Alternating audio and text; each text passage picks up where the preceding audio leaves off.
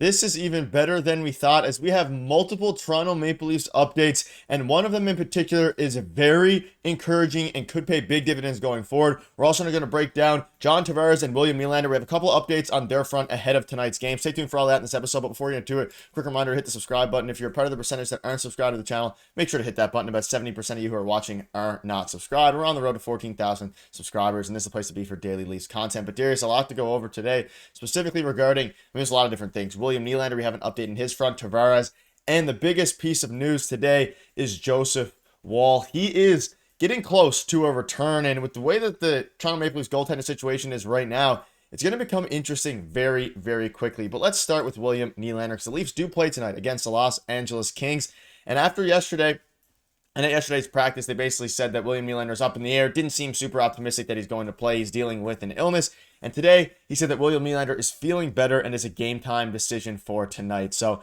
at least he's not ruled out yet. It seems like he's making some progress and that they're going to try to get him to play tonight. And again, after tonight's game, they don't play again until Saturday. So they have another couple days off. So if he can squeeze in a game tonight, he'll have some time to rest. And in light of this, with William Nylander's status up in the air, the Leafs could receive Max Pacioretty's help in the top unit as they look to solve their power play woes to start the season, which is it's something for sure. And I'll get your thoughts on that. Now, what are your thoughts on this? Obviously, Nylander is very important. He had the best game of the season, probably by any Leaf, debatably last game. And now he looks like he might be out tonight against the Los Angeles Kings, which is a little bit unfortunate. But if there's any bright side to this, is that they don't play until Saturday after tonight. So he should be good for Saturday regardless. Yeah, very similar to John Tavares, where John Tavares missed the morning skate on Saturday, and then he was a game time decision, ultimately didn't play. So it's whatever Tavares had is obviously spreading to a couple other guys, and clearly Nylander's feeling it. So I would say, it's still up in the air. I would say he probably doesn't play. I mean, the Kings, I don't want to call them a bad team, but they're not necessarily, a team that we think is going to be tops in the league, and it's not a divisional rival or anything like that. So I'm not saying go out and lose the game on purpose, but if Nylander can't play tonight, see what you have in some of the other guys. And that's why the Leafs have all this depth and why they built all this depth and why they haven't traded somebody yet. And they had a couple guys in the LTIR for moments like this within this month. So I would give Nylander a rest. If he's not ready to go, don't force him to go, because he can end up getting injured or something like that anyway. So if he's not ready to go, don't play him and see what other guys have, like Pacioretty. I was not expecting to see Pacioretty on second line or in the top six this early into the season, or at all. I was hoping not at all, but might happen at this point very early in the season. But that's fine. See what they have and go from there. But yeah, it looks like Nylander probably won't play. And like you said, they're off for a couple of days after anyway. Just get him rested up. If he cannot play tonight, get him rested up. And you're playing the Rangers, a really good team on Saturday. So try and get 2 points there in the conference. Yeah, and ultimately, it's not a serious injury. It's just an illness. So take it easy, and hopefully he can come back soon. And again, depending on how they kind of go about this, there's going to be some adjustments made tonight, especially if Willie can't play. So maybe they'll actually get a power play goal, and maybe Max Pacioretty will help propel that. Especially, again, Max hasn't had a great start to the year, so it's going to be an interesting, adjustment, assuming he gets up there. But focusing on Joseph Woll a little bit now, this is a bigger story. So we mentioned in yesterday's video that they were hoping he'd be able to take part in the Maple Leafs optional morning skate. He is indeed doing that. He's been dealing with a lower body injury. And he said yesterday that there's a good chance this could occur, a good sign as he continues to work his way back. And Darius, this is the most notable thing here of this, is that Joseph Woll is on the ice, of course, like I mentioned, but he's actually facing shots from the Leafs teammates for the first time since going on the IR. So not only is Joseph Woll back, he's actually taking shots, which is a very positive step. And so far, knock on wood, there's been no sign of anything worse happening or any regression towards his injury. Everything looks good to go. And the big question mark, which we'll get into in a minute here, is what the Leafs do with their goalie situation. But first, it's good to see Joseph Woll back on the ice and specifically taking shots, which is something that I don't think many Leafs fans expected, at least today.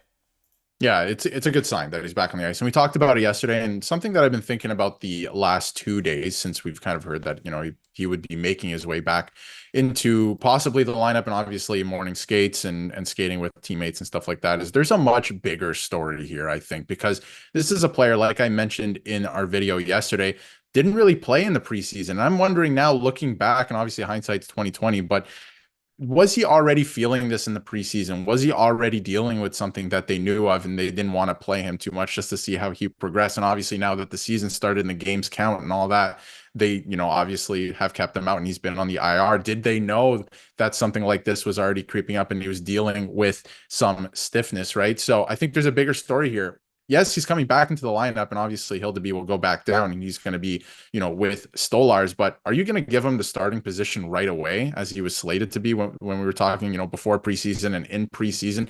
Are you really just going to be like, all right, Woll's back, he's the starter now? I'm not too sure of that. Stolars has kind of stolen the net here. He's played fantastic. He is the 1A at this point, the Leafs starter right now. I think a lot of people see it that way, and Woll's kind of going to have to work his way back into that position and back up the speed, right? Because he's missed 3 games here. And obviously, if he's been dealing with this before that, then he's got to get back up to speed, like I said. So I think that's the bigger story here. Yes, Joseph Woll is back on the ice. He's feeling good. That's great. But when he comes back, are you really just going to give him the starter position? Be like, here, you're going to play the majority of the games all of a sudden? I don't know if that's the case. I wonder if he comes back and he's in a backup role, because at this point, let's be honest, we've been talking about it the last couple of videos and in streams and after games. Stolars has kind of stolen the starter position here. He's been great, and there's no reason to take it away from him. Yeah, and ultimately, with the way that Dennis Hildeby has been playing, it makes the question a little bit up in the air. And obviously, the AHL season, Dennis Hildeby would be down, probably be with the AHL for most of the year. But they also have Matt Murray as well. So they have so many goalies that at this point they can, I guess, cycle through if they need to, if they don't think Joseph Woll is ready. But I'm with you in the sense of I don't think there's a world where I don't think Joseph Woll at this point is going to take the 1A spot anyways, even if he's fully healthy. I think Anthony Stolars is going to take it and run away with it for the rest of the year. That was my take before the season. It's definitely still my take at this point.